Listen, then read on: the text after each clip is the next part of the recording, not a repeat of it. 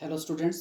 पिछले वीडियो में हमने शॉक थेरेपी और उसके कॉन्सिक्वेंसेस के बारे में बात की थी। आज हम अपने chapter the end of bipolarity में डिसइंटीग्रेशन ऑफ यूएसएसआर और रिजल्ट ऑफ सोवियत डिसइंटीग्रेशन इसके बारे में चर्चा करेंगे। बहुत इंपॉर्टेंट क्वेश्चंस हैं जो इस टॉपिक से बनते हैं।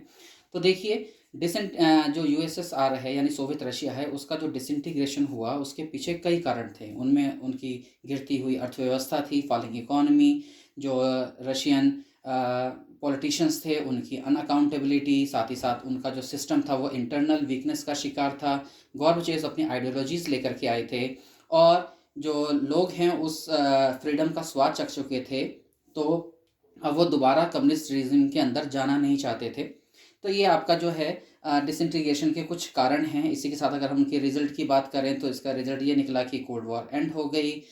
इसके अलावा जो है जो कैपिटलिज्म है, दो आइडियोलॉजियों के बीच में जंग थी कि सोशलिज्म अच्छा है या कैपिटलिज्म अच्छा है। तो यहाँ पे जो कैपिटलिज्म है वो उभर करके आती है, डोमिनेट करती है। साथ ही साथ जो दुनिया है, जो बाईपोलर वर्ल्ड था अब वो यूनिपोलर वर्ल्ड में बदल जाती है। यहाँ पर हम यूएस की हेजमनी देखते हैं। हम देखते हैं कि अब अमेरिका जो है सोल सुपर पावर बन गया है और उसका मुकाबला करने वाला कोई नहीं। साथ ही साथ हम देखते हैं कि जो पावर इक्वेशंस हैं उनके अंदर भी काफ़ी परिवर्तन आ रहा है, चेंज हो रहा है, क्योंकि रशिया से टूटने के बाद जो 15 कंट्रीज़ थे वो इंडिपेंडेंट हो जाते हैं। इसके साथ ही उनमें से कुछ कंट्रीज़ तो वेस्टर्न अलायंस का हिस्सा बन जाती हैं, यानी अमेरिका और नाटो यूरोपियन यूनियन के अंदर शामिल हो जाती हैं। वहीं हम देखते हैं कि जो सेंट्रल एशियन कंट्रीज़ हैं वो रशिया के साथ अपना जो टाई है वो उसको बरकरार रखती हैं।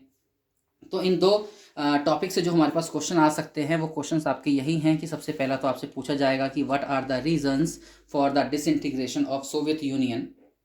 तो लॉन्ग क्वेश्चन ये अक्सर पूछा जाएगा 6 नंबर का, तो लगभग हमें 6 पॉइंट इसके अंतर्गत देने होंगे।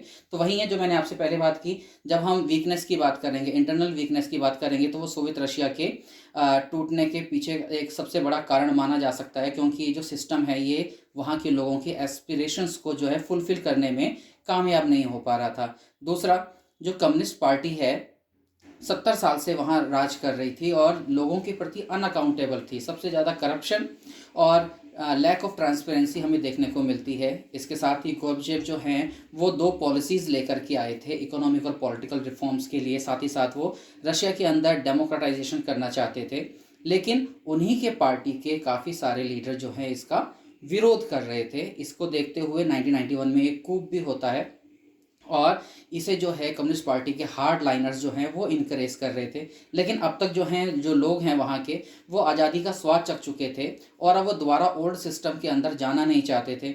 अगली हम बात करें जो सबसे बड़ा मेजर कारण है डिसइंटीग्रेशन का, वो है कि यूएसएसआर की जो इकोनॉमिक कंडीशन है वो बहुत ख़राब हो गई थी। और इकोनॉमी का ख़राब होने का सबसे बड़ा कारण ये है कि जितने भी उनके पास रिसोर्सेज थे उसका वो सबसे ज़्यादा इस्तेमाल जो है वो मिलिट्री स्पेंडिंग में कर रहे थे। साथ ही साथ उनके ईस्ट यूरोप में कुछ अपनी सैटेलाइट स्टेट्स थी जिनको मेंटेन करने के लिए पैसा खर्च हो रहा था, और ठीक उसी तरह से सेंट्रल एशियन जो रिपब्लिक्स हैं इनको भी मेंटेन करने के लिए पैसा खर्च हो रहा था। तो ये वो कुछ कारण हैं जो यूएसएसआर के डिसइंटीग्रेशन का कारण बने। और फिर अगर हम बात करते हैं कि परिणाम क्या निकले, examine any 6 consequences of the disintegration of the Soviet union, की सोवियत यूनियन अगर टूट गया तो इसके टूटने के फिर रिजल्ट क्या निकले। तो देखिए, सबसे पहला रिजल्ट तो ये निकला कि जो कोल्ड वॉर थी उसका खात्मा हो गया, वो एंड हो गया उसका। और जो टेंशन और जो हॉस्टिलिटीज़ चल रही थी यूएस और यूएसआर के बीच में वो पूरी तरह से समाप्त हो गई थी। दूसरा, कैपिटलिज्म जो है वो अब इमर्ज्ड किया as a dominant ideology in comparison to communism या socialism. Third, the emergence of unipolarity, यानी अब बाईपोलर वर्ल्ड तो खत्म हो गया था, दुनिया बन गई यूनिपोलर, और इस यूनिपोलर वर्ल्ड में अमेरिका सोल सुपर पावर बन करके उभरा। उसकी हेजमनी चाहे इकोनॉमिकली करें या हम पॉलिटिकली करें पूरी दुनिया पर छा गई। अगले हम पॉइंट की बात करें तो वो है आपका पावर इक्वेशंस का, कि जो वर्ल्ड है उसकी जो पावर इक्वेशंस है उसमें चेंज आ रहा था।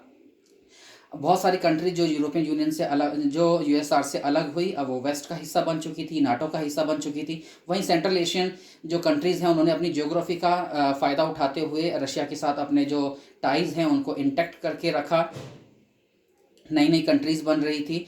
और अब हम ये भी देखते हैं कि जो डेमोक्रेसी है उसकी मांग पूरी दुनिया में धीरे धीरे बढ़ रही थी, यानी हर वो कम्युनिस्ट कंट्री जो पहले सोवियत टाइम पर कम्युनिस्ट था, अब वो अपने यहाँ डेमोक्रेसी चाहता था, यानी डेमोक्रेसी की मांग उठ रही थी। कितने डेमोक्रेटिक हुए वो तो अलग बात है, लेकिन हाँ ये हम कह सकते हैं कि इस दौरान जो है डेमोक्रेसी की मांग ज़्यादा उठ रही थी। तो ये 2 क्वेश्चन हैं जो इस टॉपिक से आ सकते हैं। इसके अलावा अब इसमें और जो टॉपिक है उनसे कौन कौन से क्वेश्चन बन सकते हैं उनको हम अगले वीडियो में पढ़ेंगे।